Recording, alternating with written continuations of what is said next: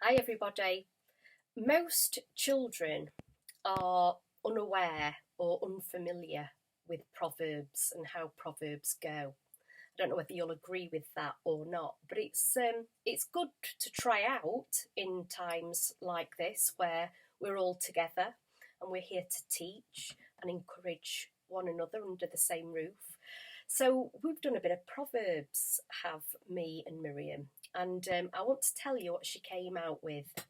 So I said to her, better safe than, and I asked her for her reply. What did she think it ended like? Better safe than, and she thought, and she said, better safe than getting in the car with Lizzie.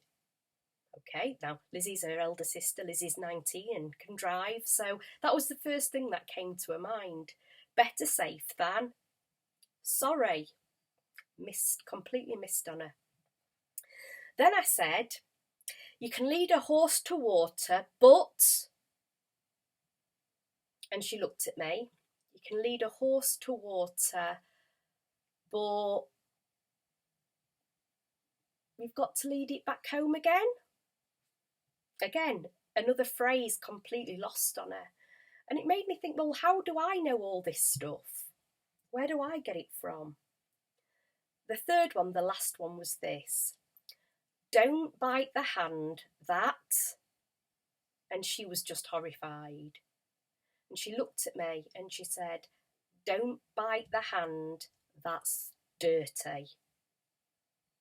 Ah, okay, right, I said. Interesting stuff. So we've had lots and lots of conversations about the stuff that we know. We don't even know why or how we kind of know these things, but we just do. We feel we grew up knowing these things, hearing these things. And I wonder whether we've moved away from these kind of phrases, the stuff which is just commonplace or was commonplace in language. God is a God of surprises. Sometimes we are just so familiar with how things are, with how things are said, with phrases that we come out with or phrases that we hear.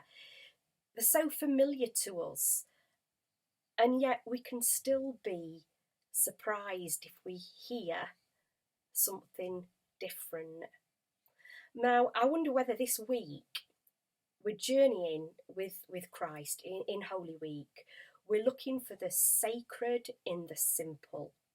We're looking for the sanctity within the space that we inhabit. But I wonder whether we could be looking a little bit more closely to the surprises that are in our midst as well. It would have been a surprise when Jesus' feet were anointed, as Barbara talked about. It would have been a complete surprise.